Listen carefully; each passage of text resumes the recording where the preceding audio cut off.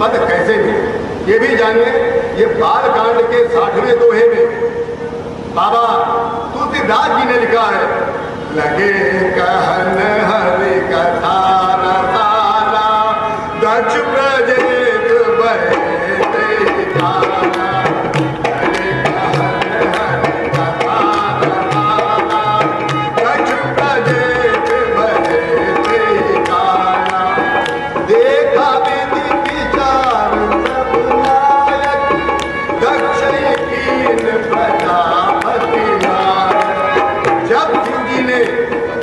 जब शिव जी भगवान हरि की रहस्यमय कथा सुना रहे थे, उसी समय दक्ष की योग्यता को देखते हुए उन्हें प्रजापति पद से आसीन कर दिया और फिर दक्ष कुछ दिन से प्रजापति हो गए। अब दक्ष ये शिव जी दामाद कैसे, शिव जी से इनसे रिश्ता कैसे, उसके लिए सबसे पहले ये जानेंगे कि प्रजापति दक्ष की पत्नी का क्या नाम है। उनके पिता का नाम तो ब्रह्मा जी है, पत्नी कौन थी? उनकी पत्नी वारुणी। वारुणी के गर्भ से 60 पुत्रियों का जन्म हुआ था। 60 पुत्रियों में सती किस स्थान पे है पहले ये भी जान लीजिए। सबसे पहले उनमें से 10 कन्याओं का विवाह धर्मज के साथ हुआ और उसके बाद 13 कन्याओं का विवाह कश्यप के साथ हुआ और फिर 27 कन्याओं का विवाह चंद्रमा के साथ हुआ और फिर 4 कन्याओं का विवाह अरष्टि देवी के साथ हुआ और 2 भृग के पुत्र शुक्र के साथ हुआ और 2 का जो बची शेष वो बुद्धिमान पिशाचों के साथ हुआ और 2 अंगिरा मुनि के साथ हुआ। ऐसे तो 60 कन्याओं का विवाह हो गया। अब सती कहाँ रह गए? ये भी रहस्य ही है। इस रहस्य के लिए दक्ष जी एक कथा आपको मैंने परिचय कराया दक्ष जी से, दक्ष के परिवार से। अब आपको मैं दक्ष की कथा कराते हैं। दक्ष जी और ब्रह्मा जी शिव जी के बहुत बड़े भक्त।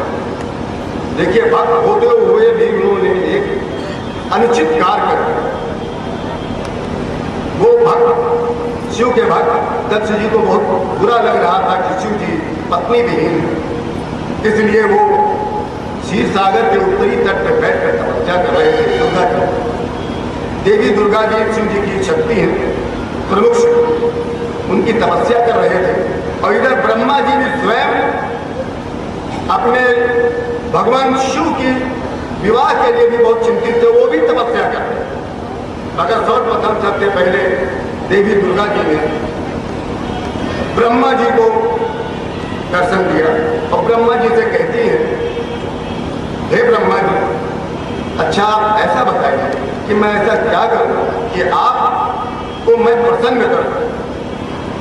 तो दक्ष को ब्रह्मा जी ने कहा, हे देवी शिव प्रिय दुर्गा जी, मैं आपसे इतना निवेदन करता हूं, यदि आप किसी तरीके मेरे भगवान शिव का मन हर ले तो मैं प्रसन्न हो जाऊंगा। चूंकि अब इस समय कोई भी ऐसा व्यक्ति नहीं है जो शिव जी का मन हर, यहाँ विष्णु भी असमर्थ हो। तो उन्होंने कहा, यहाँ तो तुम्हारा पुत्र भी तो क्षीर सागर के उत्तरी तट पे हमारी तपस्या कर रहा है। तो इतना कहते हैं ब्रह्मा जी कहते हैं, तो क्यों नहीं आप उनके पुत्र के रूप में उनके पास उनके घर में जन्म ले लेती, मैं भी धन्य हो जाऊंगा, वो भी धन्य हो जाएगा और हम लोग के सीधा रिश्ता हो जाएगा भगवान से अपने। तो उधर फिर वो वहाँ प्रकट होती है दक्ष के बाद। दक्ष जी ने भी यही प्रश्न किया, ये है देवी आप हमारे यहाँ जन्म ले लीजिए, मैं शिव जी का विवाह कर दूँ और हमारे शिव जी जो पत्नी विहीन है वो भी पत्नी वाले हो जाए और वो भी हम लोग के तरीके हो जाए, हम लोग एक रिश्ता भी हो जाएगा हमारा और हमारा समाज में थोड़ा पद ऊंचा हो। जहाँ इनका स्वार्थ आ गया, इस चीज का ध्यान दीजिएगा, इस स्वार्थ में हो गए थे दक्ष जी।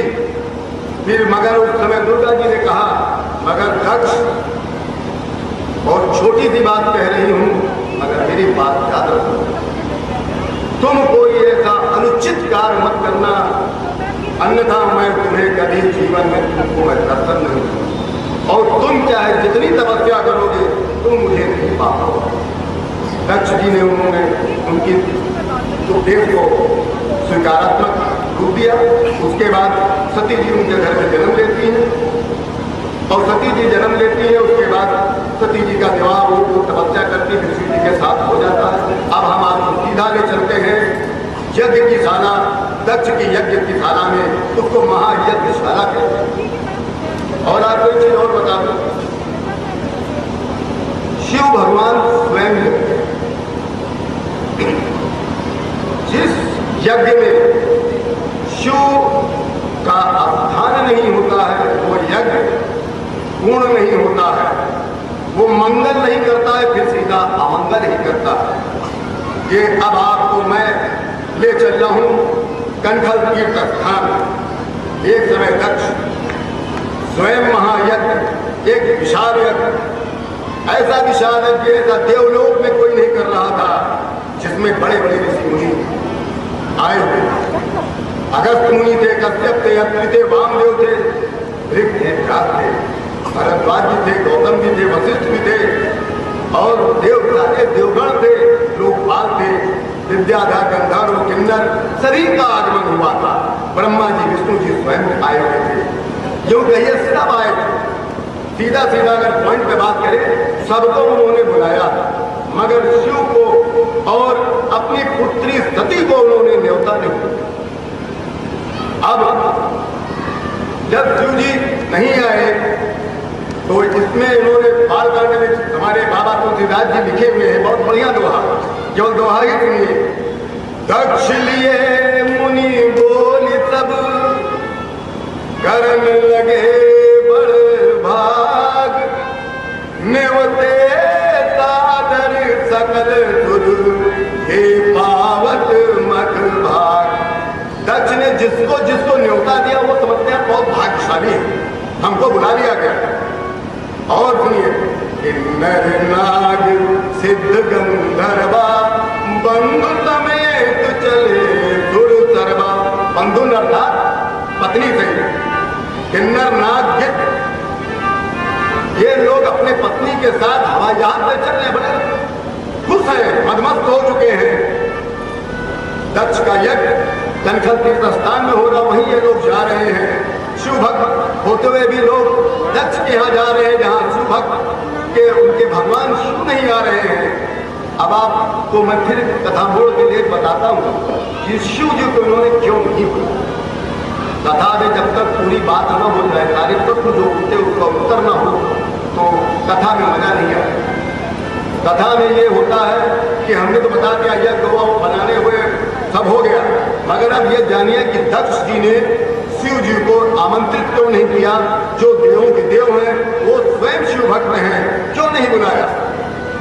जबकि ब्रह्मा विष्णु महेश एक, भगवान शिव ने कल बताया था, तो भगवान शिव ने विष्णु जी से कहा था, हे विष्णु, हम लोग एक होते हुए अलग क्यों रहे, क्यों अलग अलग बटे।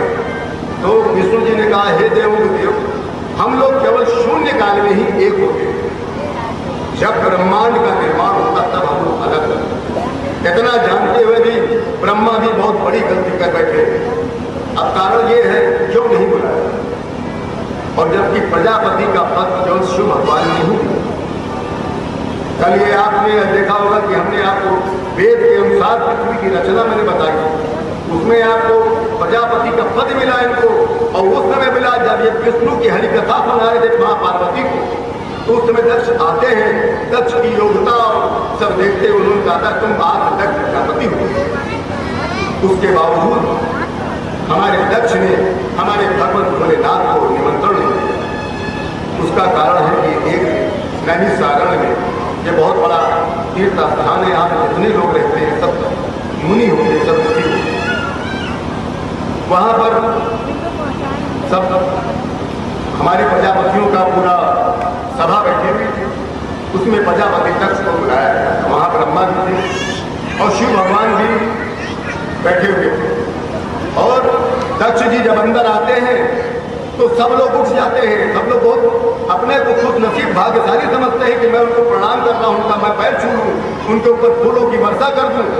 सब उठे, ब्रह्मा नहीं उठे और शिव भगवान नहीं उठे, मगर उन्होंने ब्रह्मा पे क्रोध नहीं किया। क्यों? क्योंकि वो उनके पिता थे, ब्रह्मा नहीं थे, ये पुराण कहता है। शिव पुराण में पढ़िए, ब्रह्मा भी बैठे थे, ब्रह्मा नहीं उठे थे उनके आदर में, शिव भगवान क्यों उठे, इसलिए उनको लग गया बुरा। तो उस समय उन्होंने तुरंत कहते हैं, हे श्रेष्ठ ब्राह्मणों मेरी बात सुनो और आज से मेरी बात को आदेश मानकर पालन करो। आज से मैंने शिव भगवान को, इन्होंने भगवान शब्द नहीं किया था इसलिए मैं वो गलती नहीं कर पाऊंगा, मैं माफी चाहता हूँ आप लोगों से। इन्होंने बहुत गलत गलत बात कहे हैं, वो नहीं बोलता हूँ, अगर मुझसे निकलता तो मैं क्षमा मांगता हूँ अपने भगवान को। तो उन्होंने कहा, हे शिव भगवान, मैं शिव भगवान को अपने यज्ञ से बहिष्कृत करता हूँ और आज से कोई भी ऋषि मुनि इनको यज्ञ में नहीं बुलाए। अब सोचिए कितने कि वो शिव भक्त हैं, ये भी जानते हैं कि हमारे शिव भगवान स्वयं यज्ञ। अब ये कारण मालूम हो गया क्यों नहीं हो रहा। अब हम आपको गणपत की तरफ ध्यान ले चलते हैं जहाँ पर दक्ष जी का विशाल यज्ञ हो रहा, वहाँ पर सब लोग बैठे हुए। अब आप अपनी कल्पना करिए बुद्धि से, दिमाग से, और ध्यान लगाइए, पूरा यज्ञ हो रहा है, हम दक्ष की यज्ञशाला में बैठे हुए हैं। वो कारण मैं अब समय नहीं बताऊंगा, आसन उसका लगाया जाएगा, समय लगा के बताया जाएगा।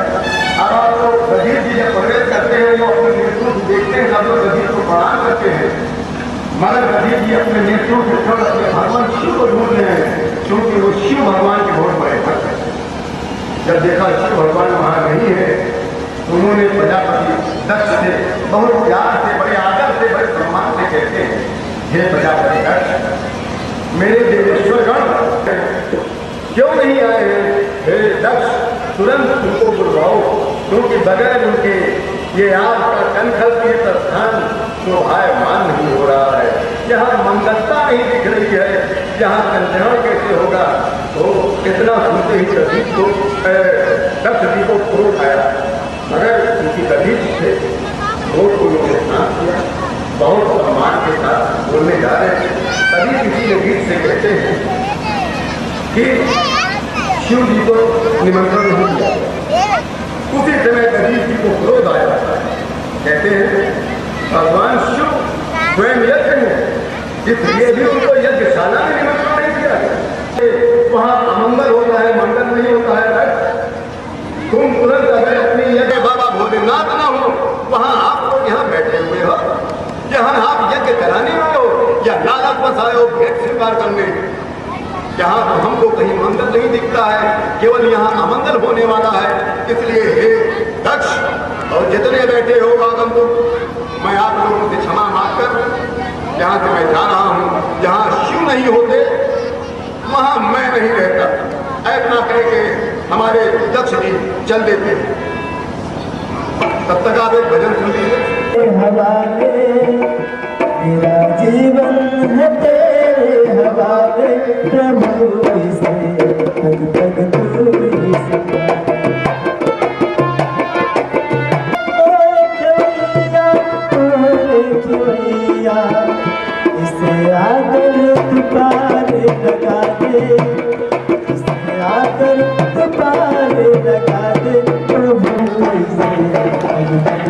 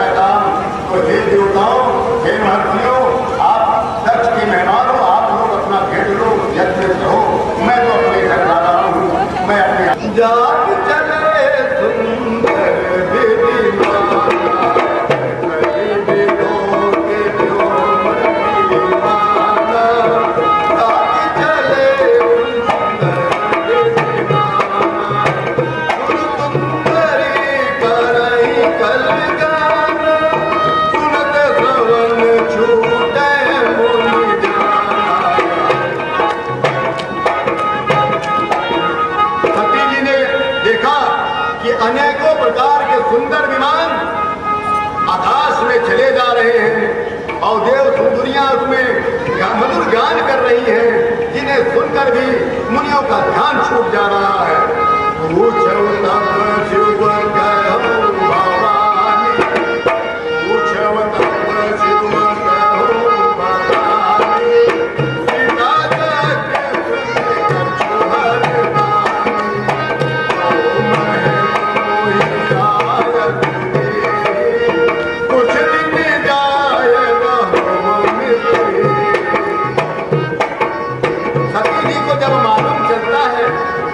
उन विमान पे जब देवताएं जा रहे हैं, उन देवताओं का जाने का कारण मालूम पड़ता है, तब वो ड्यूटी पे सब जाके बतलाते हैं। और पिता के यज्ञ की बात सुनकर सती जी बहुत प्रसन्न हो जाती है कि मेरे पिता के घर बहुत बड़ा यज्ञ हो रहा है, बहुत बड़ा उत्सव हो रहा है। यदि मेरे नाथ शिव जी अगर मुझे आज्ञा दे देंगे तो इसी बहाने मैं कुछ दिन अपने मायके में रह लूंगी। पति परित्याग हृदय दुर्भारी, कहो निज अपराध विचारी।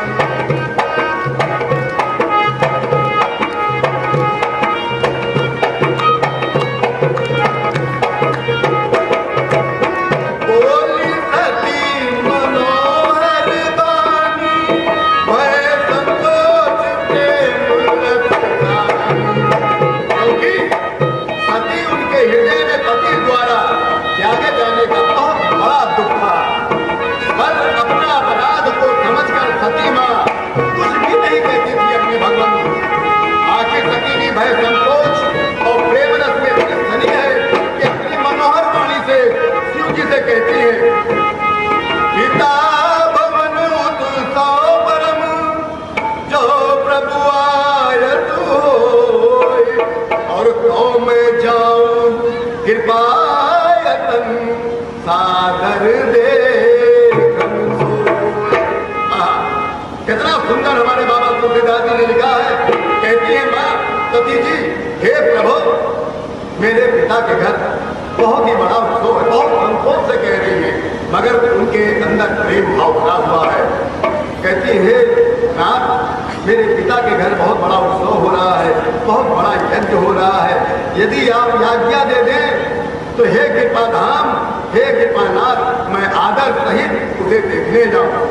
तब शिव जी क्या कहते हैं, कहो मोरे मान, कहो मोरे मन भावा, यह न छुट नहीं मेरे बढ़ावा।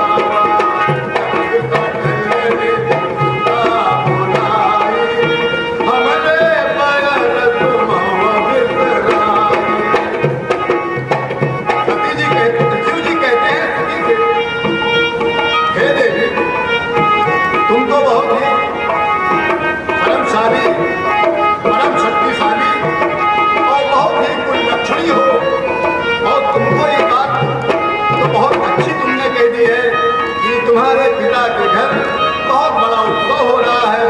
ये बात मुझको बहुत पसंद आ गई है, मुझे बहुत अच्छा लगा है, मेरे कानों को बहुत सुंदर लगा कि मेरे तुम्हारे पिता के घर उत्सव जैसा महायज्ञ हो रहा है।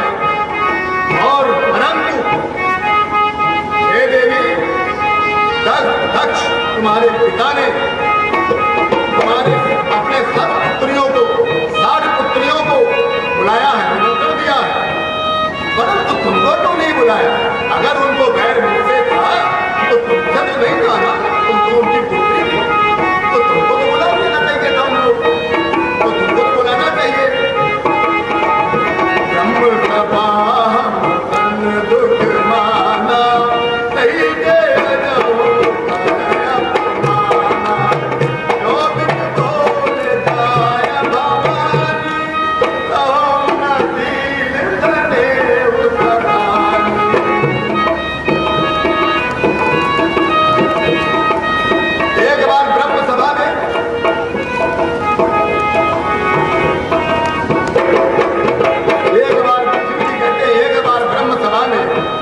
हमसे प्रसन्न हो गए थे तुम्हारे पिताजी, उसी कारण से उन्होंने मेरा अपमान किया और वही अपमान का बदला आज वो ले रहे हैं।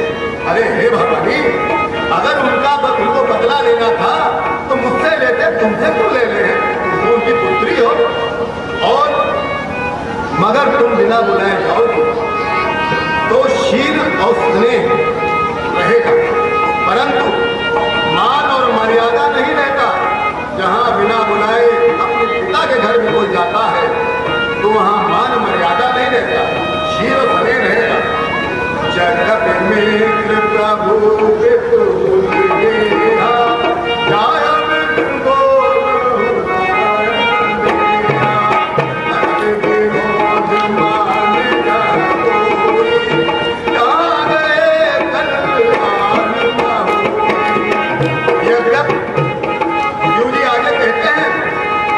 यद्यप इसमें संदेह नहीं है, हे देवी, इसमें संदेह नहीं है, मित्र और स्वामी, पिता और गुरु के घर बिना बुलाए जाना चाहिए।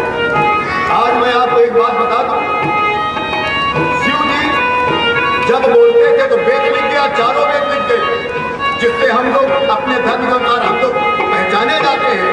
और शिव जी कुछ भी बोलते हैं किसी को, वो एक बहुत बड़ा उपदेश होता है, मगर तब जब वहां विरोध न हो, वो आपका अगर विरोध न करे, मित्र विरोध न करे, आपका स्वामी विरोध न करे और पिता विरोध न करे और आपके गुरु न विरोध करे, तब वहां बिना बुलाए जाना चाहिए। परंतु अगर विरोध है तो नहीं जाना चाहिए। ऐसे जाने से आपका न कल्याण होगा न उनका कल्याण होगा जिनके खिलाफ है। हाथी अनेक समझावा, भावी बत न ज्ञान उर्लावा।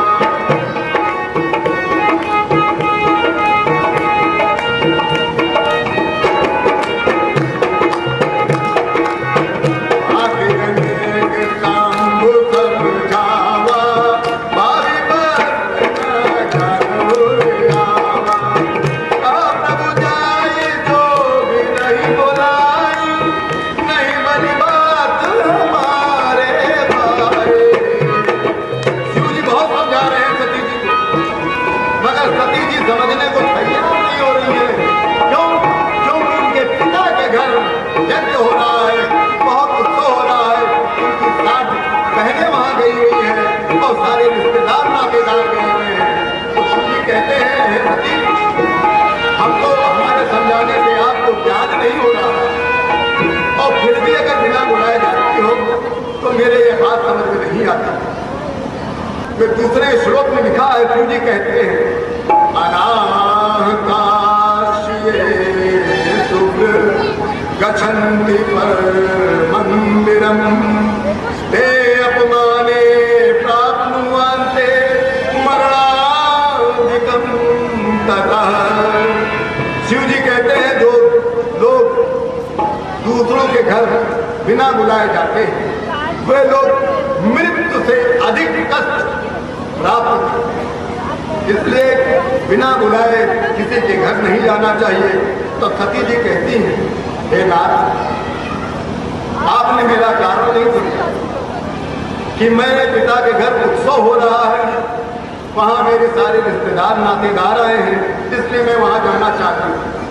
अब मैं कहती हूँ, स्कंद पुराण के अनुसार ये है, सती जी कहती हैं कि मैं नाथ इसलिए जाना चाहती हूँ कि जो संपूर्ण यज्ञ है वो तो आप हो, मेरे बाबा भोलेनाथ, आप हैं संपूर्ण यज्ञ, और आपको ही मेरे दुरात्मा पिता ने नहीं बुलाया। क्यों नहीं बुलाया? बस किसी जानकारी के लिए, किसी ज्ञान के लिए मैं जानना चाहती हूँ कि मेरे पिता कितने नीच अवस्था में पहुंच गए हैं। उनको ऐसी भावना किसने दी, ऐसा भाव उनके हृदय में किसने परिवर्तित कर दिया उनका भाव कि भोलेनाथ को भूल गए, जिसने आप उनको प्रजापति बनाया हो और इतना सम्मान दिया हो, ऐसे देवों के जो उन्हें निमंत्रण नहीं देते। बस ऐसा है नाथ, आप मुझे जाने की आज्ञा दीजिए। मैं ये और नहीं भी देंगे तब भी मैं चली जाऊंगी, क्योंकि मैं वहां जरूर जाना पसंद करूंगी ये सबक सिखाने के लिए कि मेरे देव के देव महादेव को जो स्वयं यज्ञ है उसको नहीं बुलाया। क्यों नहीं बुलाया? तब शिव जी फिर कहते हैं, उत्तम व्रत धारण करने वाली हे देवी, यदि ऐसी बात है तो आपको तुरंत वहां जाना चाहिए। और आप अकेले नहीं जाएंगे देवी, आप नंदी पर सवार होइए और हमारे जितने प्रमुख गण हैं सब आपके साथ जाएंगे। मैं आपको अब आज्ञा देता हूं। तब शिव जी ने उनको आज्ञा दिया और तभी अचानक शिव जी के जवान से जिया से एक बात निकल आती है। लगता है दक्ष कुमारी सती अपने पिता द्वारा अपमान के कारण अब लौट नहीं पाई। ये बात हमारे बाबा भोलेनाथ को पहले जानकारी हो गई।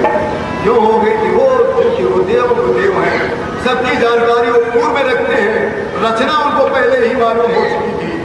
बाबा तुलसीदास जी रामचरितमानस के बालकांड में 63वें रूप में लिखते हैं, भवन जप गई भवानी दक्ष त्रात का तन मारी। भवन जप गई भवानी दक्ष त्रात का तन मारी। सागर भले मिलहि एक माता, भागन मिली बहुत मुस्तागा। पिता के घर पहुंचती है तो दक्ष के डर के मारे उनका स्वागत करने कोई नहीं आता है, परंतु उनकी माता बड़ी आओ भगत से मिलती है कि मेरी पुत्री आई हुई है और बहने बड़ी मुस्कुरा के मिलती है। दक्षिण कछु पूछी कुशलाता, सतही बिलो की जरे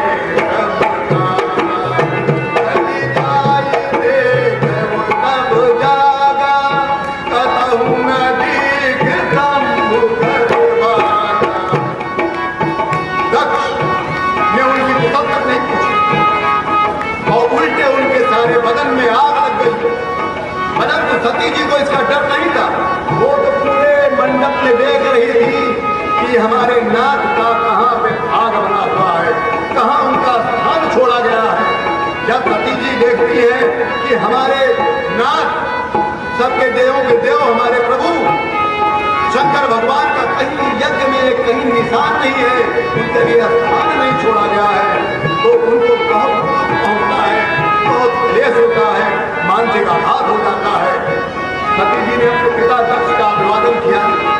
पिता का उन्होंने आदरपूर्वक नमस्कार करती हैं, कहती हैं, हे पिताजी, जिनसे संपूर्ण चराचर जगत पवित्र होता है, जिनसे पूरा कल्याण ही होता है, जहाँ शिव भगवान होते हैं वहाँ कल्याण होता, महामंगल होता है, और शिव भगवान स्वयं यज्ञ है, तो आपने हमारे नाथ शिव जी को क्यों नहीं निमंत्रण किया?